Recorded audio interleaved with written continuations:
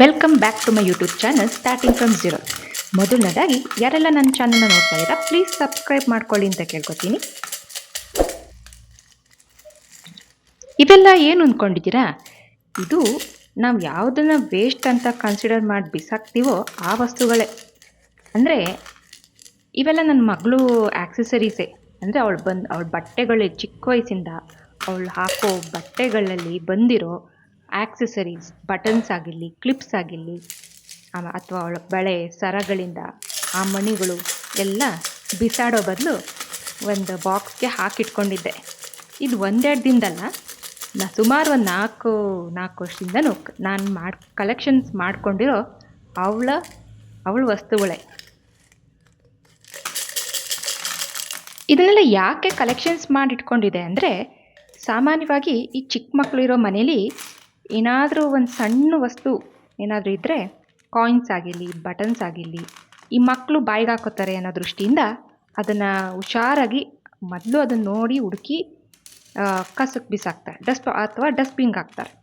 ಆದರೆ ನಾನು ಒಂದು ಡಸ್ಟ್ಬಿನ್ಗೆ ಹಾಕೋ ಬದಲು ಒಂದು ಬಾಕ್ಸ್ ಹಾಕಿಟ್ಕೊಂಡಿದ್ದೆ. ಅದೇ ಕಲೆಕ್ಷನ್ಸು ಆಯಿತು. ಈ ಕಸದಿಂದ ಏನು ಮಾಡ್ಬೋದು ಅಂತ ಮುಂದೆ ನೋಡೋಣ. ದಯವಿಟ್ಟು ವಿಡಿಯೋ ಸ್ಕಿಪ್ ಮಾಡದೆ ನೋಡಿ. ನಾನು ಫಸ್ಟ್ ಇಲ್ಲಿ ಸೆಗ್ರಿಗೇಟ್ ಮಾಡ್ಕೋತಾ ಇದ್ದೀನಿ. ನನಗೆ ಈ ಬಟನ್ಸ್ ನೋಡಿದ್ಮೇಲೆ ಈ ತುಂಬ ಬಟನ್ಸ್ ಇರೋದ್ರಿಂದ ಈ ಬಟನ್ಸಲ್ಲಿ ಇಯರಿಂಗ್ಸ್ ಮಾಡ್ಬೋದಲ್ಲ ಅಂತ ಅನಿಸ್ತು.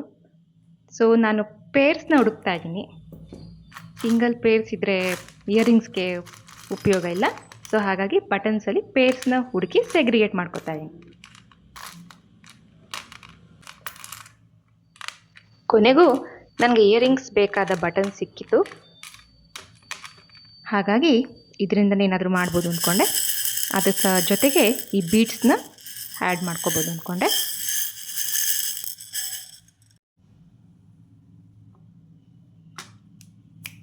ಫಸ್ಟ್ ನಾನು ಈ ಪೇರ್ನ ಚೂಸ್ ಮಾಡ್ಕೊಂಡಿದ್ದೀನಿ. ಇದಕ್ಕೆ ಬೇಕಾದ ಇಯರಿಂಗ್ಸ್ಗೆ ಬೇಕಾದ head pin and jump pin ಇವನು ಜೊತೆಗೆ ಇಟ್ಕೊಂಡಿದ್ದೀನಿ. ಫಸ್ಟ್ ನಾನು ಹೆಡ್ ಪಿನ್ಸ್ನ ಜೋಡಿಯಾಗಿ ಕೈಲಿಟ್ಕೊಂಡಿದ್ದೀನಿ. ನಂತರ ಬಟನ್ಗೆ 4 ಹೋಲ್ಸ್ ಇರುತ್ತೆ. ಅದರಲ್ಲಿ 1 ಪೇರ್ ಆಫ್ ಹೋಲ್ಗೆ ಸರಿಯಾಗಿ ಕೂತ್ಕೊಳ್ಳೋ ಥರ ಹಾಕ್ಕೊಂಡೆ. ನಂತರ ವೈಟ್ ಬೀಡ್ಸ್ನ ಹಾಕ್ಕೊಂಡೆ, 1 ಪೇರ್ ಆಫ್ ವೈಟ್ ಬೀಡ್ಸ್. ನಂತರ ಮತ್ತೆ ಬೇರೆ ಕಲರ್ ಬಟನ್ ಹಾಕ್ಕೊಂಡೆ.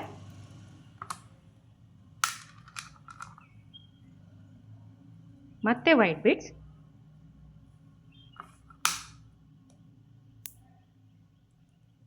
ಮತ್ತೆ ಬೇರೊಂದು ಕಲರ್ ಬಟನ್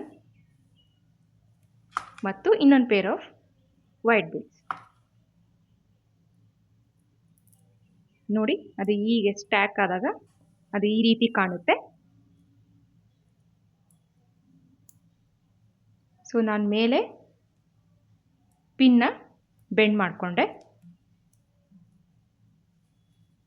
ನಾಟ್ ಮಾಡಿಕೊಂಡೆ. ಆ ಪಿನ್ನಲ್ಲಿ ಕೈಲೇ ಮಾಡ್ಕೋಬೋದು.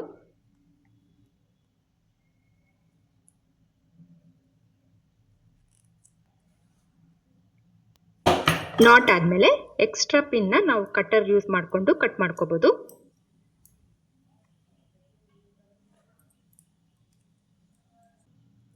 ಕೊನೆಯದಾಗಿ ಜಂಪ್ ರಿಂಗ್ನ ಫಿಕ್ಸ್ ಮಾಡಿಕೊಂಡೆ.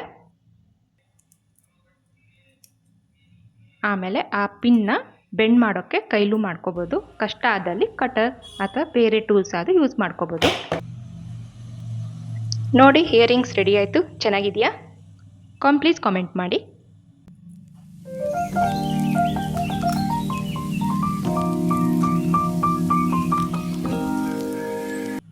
ಸೊ ಒಂದು ಇಯರಿಂಗ್ ರೆಡಿ ಆಯಿತು. ಸೊ ಇನ್ನೊಂದು ಪೇರ್ನು ಅದೇ ಥರ ಅದೇ ಪ್ರೊಸೀಜರಲ್ಲಿ ಮಾಡ್ಕೋತಾ ಇದ್ದೀನಿ.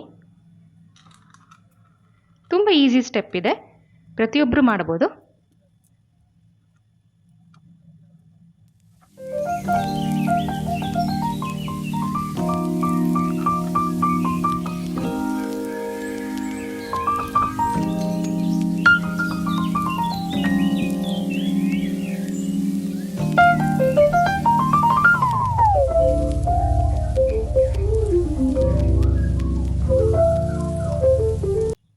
One pair of earrings ready ಆಯಿತು. ತುಂಬ ಕಡಿಮೆ ಸಮಯದಲ್ಲಿ ಮನೆಯಿರೋ ವಸ್ತುಗಳನ್ನ ಉಪಯೋಗಿಸ್ಕೊಂಡು ಮಾಡಬಹುದು. ಪ್ಲೀಸ್ ಎಲ್ಲರೂ ಟ್ರೈ ಮಾಡಿ ಆ್ಯಂಡ್ ಕಾಮೆಂಟ್ ಮಾಡಿ. ಸೆಕೆಂಡ್ ಸೆಟ್ ಆಫ್ ಇಯರಿಂಗ್ಸ್ ಹೇಗೆ ಮಾಡೋದು ಅಂತ ನೋಡೋಣ. ಬೇಕಾದ ವಸ್ತುಗಳು ಇಲ್ಲಿವೆ. ಇದು ನೈಲಾನ್ ದಾರ. ಇದು ಸಾಮಾನ್ಯವಾಗಿ ಎಲ್ಲರೂ ನೋಡಿರ್ತೀರ, ಇನ್ವಿಸಿಬಲ್ ನೈಲಾನ್ ಥ್ರೆಡ್ ಅಂತ. ಇದಷ್ಟು ಕಾಣಿಸೋದಿಲ್ಲ. ಸೊ ಇದು ಇಯರಿಂಗ್ಸ್ ಮಾಡಬೇಕಾದ್ರೆ ಸೂಕ್ತ ಏನು ತೊಗೊಂಡಿದ್ದೀನಿ. ಆಮೇಲೆ ತುಂಬ ಟೈಟ್ ಇದೆ, ಅಷ್ಟು ಸುಲಭ ಕಿತ್ತೋಗಲ್ಲ ದಾರದ ಥರ.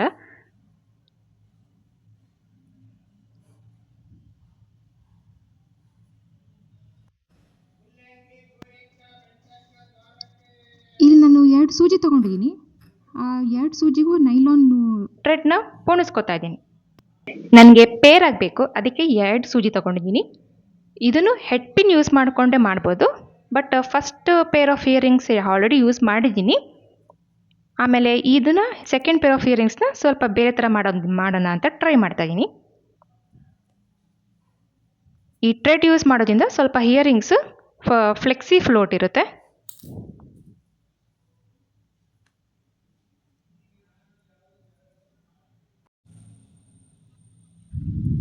ಇಲ್ಲಿ ಪ್ರತಿ ಸೂಜಿಗೂ ನೈಲಾನ್ ಥ್ರೆಡ್ನ ಪೋಣಿಸ್ಕೊಂಡಿದ್ದೀನಿ. ಸೊ ಹಾಗೆ ಕೊನೆಯಲ್ಲಿ 4 ದಾರ ಸಿಗುತ್ತೆ. ಆ 4 ದಾರನ ಟೈ ಮಾಡ್ಕೋಬೇಕು ಅಥವಾ ನಾಟ್ ಮಾಡ್ಕೋಬೇಕು. ಇದು ನೈಲಾನ್ ಥ್ರೆಡ್ ಆಗಿರೋದ್ರಿಂದ ತುದಿ ಭಾಗದಲ್ಲಿ ಬೆಂಕಿಯಿಂದ ಸುಟ್ಕೊಂಡ್ರೆ ಚೆನ್ನಾಗಿ ಗಂಟಾಗುತ್ತೆ. ಸಾಧ್ಯವಾದಷ್ಟು ಫಿಟ್ ಆಗಿರಲಿ ಅಂತ ಜಾಸ್ತಿ ಗಂಟು ಹಾಕೋತಾ ಇದ್ದೀನಿ.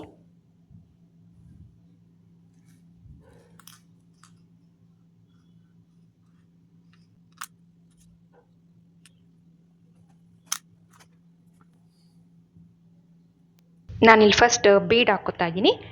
ಆ ನಂತರ ಬಟನ್ ಹಾಕೋತೀನಿ. ಇದೇ ಆರ್ಡರ್ ಅಂತ ಇಲ್ಲ, ಯಾವ ಆರ್ಡರ್ ಏನು ಬೇಕಾದ್ರೂ ಮಾಡ್ಕೋಬೋದು. ಅವ್ರವ್ರ ಕ್ರಿಯೇಟಿವಿಟಿ ಅವ್ರವ್ರ ಕೈಲಿ ಇರುತ್ತಷ್ಟೇ. ಸೊ ನಾನು ಬೀಡ್ ಹಾಕ್ಕೊಂಡ್ಮೇಲೆ ಅದು ಸ್ಟಿಫಾಗಿ ಕೂತ್ಕೋಬೇಕು. ಸೊ ಅದಕ್ಕೆ ಸಾಧ್ಯವಾದಷ್ಟು ಹೀಗೆ ಅಂತಲ್ಲ, ಯಾವ ಥರ ಬೇಕಂದ್ರೂ ನಾಟ್ ಹಾಕೋಬೋದು. ಟೈಟಾಗಿ ಕೂತ್ಕೊಳ್ಳೋಷ್ಟು ಅದ್ರ ಪ್ಲೇಸಲ್ಲಿ ಅದು ಕೂತ್ಕೋಬೇಕು. ಈಗ ಅಲ್ಲಿ ಇಲ್ಲಿ ಅಲ್ಲಾಡಬಾರ್ದು. ಆ ಥರ ಸ್ಟಿಫ್ನೆಸ್ ಇಡಬೇಕು.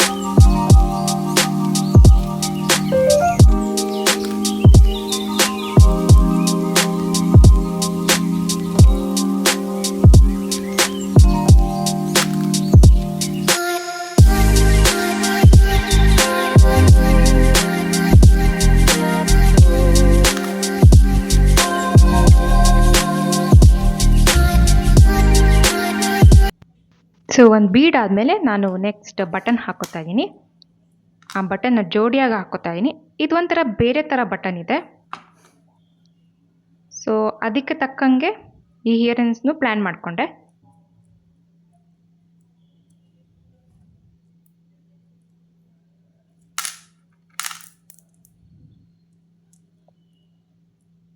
ಇದು ಕೂಡ ಅಷ್ಟೇ, ನೀವು ಅದ್ರ ಪ್ಲೇಸಾಗಿ ಕೂತ್ಕೊಳ್ಳೋಂಗೆ ಟೈಟಾಗೆ ನಾಟ್ಸ್ ಹಾಕೋತಾ ಇರಬೇಕು.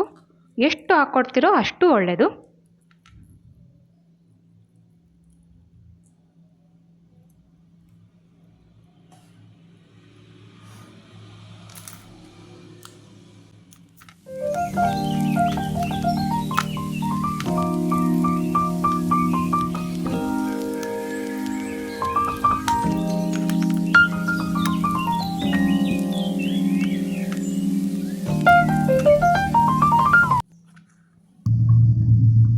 ನಂತರ ಮತ್ತೆ ಬೀಡ್ಸ್ ಹಾಕೋತಾ ಇದ್ದೀನಿ. ಆಲ್ಟರ್ನೇಟಿವ್ ಆಗಿ ಹಾಕೋತಾ ಇದ್ದೀನಿ.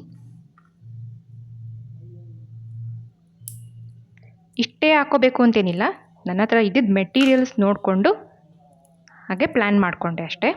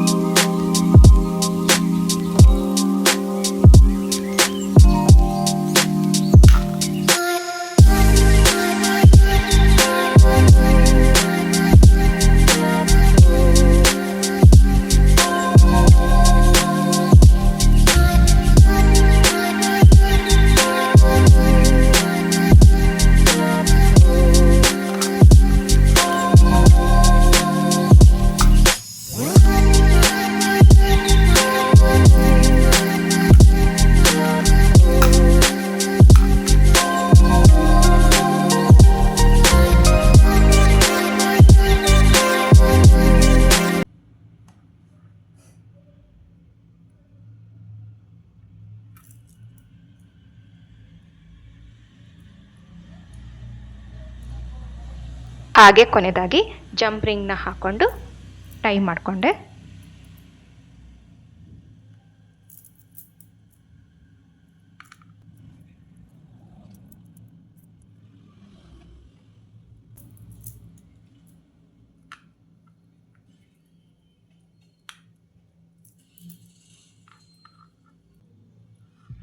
ಈ ಎಕ್ಸ್ಟ್ರಾ ದಾರ ಎಲ್ಲ ಏನು ಬಂದಿದೆ ಅದನ್ನು ಕಟ್ ಮಾಡಿಕೊಂಡೆ. ಆಮೇಲೆ ಆ ತುದಿನ ಬೇಕಾದರೆ ನೀವು ಬೆಂಕಿಲಿ ಸುಟ್ಕೋಬೋದು.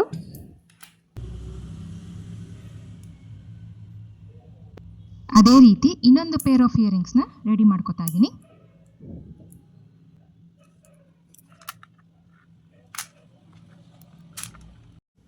Second pair of earrings ready ಆಯಿತು. ಹೇಗಿದೆ? ದಯವಿಟ್ಟು ಕಾಮೆಂಟ್ ಮಾಡಿ. ನೀವು ಮನೇಲಿ ಕೂಡ ಟ್ರೈ ಮಾಡ್ಬೋದು.